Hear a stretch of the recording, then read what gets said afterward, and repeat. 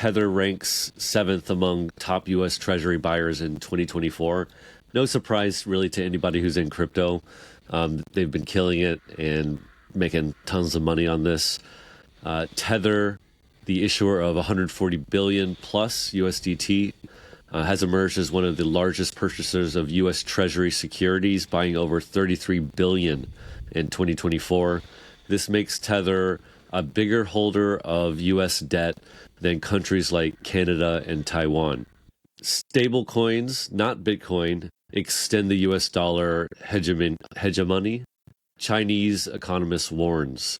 So according to this Chinese economist, Zhang Ming, deputy director of the Institute of Finance and Economics at the Chinese Academy of Social Sciences, U.S. dollar-pegged stablecoins are likely to have a, quote, significant impact, unquote, on the international financial system.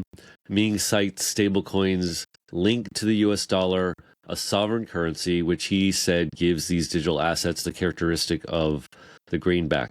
So again, not surprising stuff if you are in crypto, but this is probably more of a story for people who are not as familiar with stable coins. I find it very interesting that on the one hand, we've got Tether dominating the purchase of U.S. Treasuries, more so than countries like Canada and Taiwan, just behind the United Kingdom. And then meanwhile, you also have some countries being net sellers of U.S. Treasuries. For example, Japan and mainland China each selling a net $50 billion in U.S. Treasuries over the last year. Now, then at the same time, you exactly. It's just one more thing. You got China.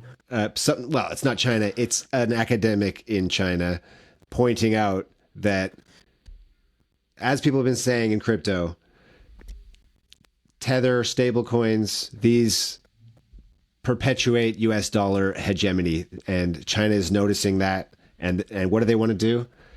Create their own version of a stablecoin that's not a U.S. dollar, right? The renminbi stablecoin. Yeah, I would point out two counterpoints to this. The first being about the net outflows of certain countries. The one about China has been cited a lot. However, from Red Johnson, he points out that if you actually look into the details of China's balance sheet, they have moved from holding treasuries, U.S. sovereign bonds, to moving into like more local bonds and like municipal bonds.